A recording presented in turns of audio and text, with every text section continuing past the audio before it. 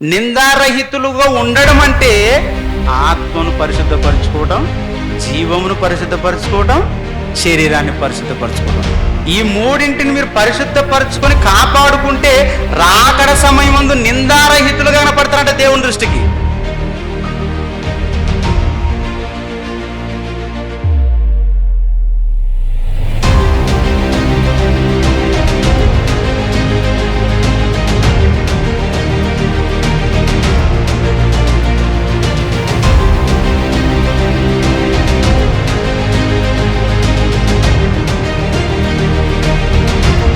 ఆధారాలు చూపించడం వరకు అవసరం లేదు.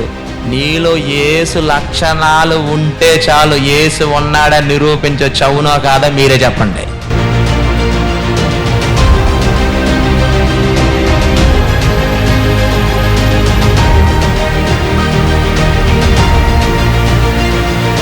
ఆదాం అనగానే అందరు ఎలా పరిచయం చేస్తూ వచ్చారంటే, ఆదాం అంటే పాపం చేశాడు, ఆయన పాపం చేయటం వల్ల అందరికి పాపం వచ్చేసింది, ఆయన పాపం చేయటం వల్ల పాపం వచ్చేసింది, ఇలా మాట్లాడుతూ ఆయన ఏదో పెద్ద దోషిలాగా నిలబెడుతున్నారు. కానీ దేవుడు మాత్రం మొట్టమొదట భూలోకములోనికి ఆయనను ప్రవేశపెట్టాడంటే, సాదాసీదా వ్యక్తి అయితే ఎలా ప్రవేశపెడతాడు?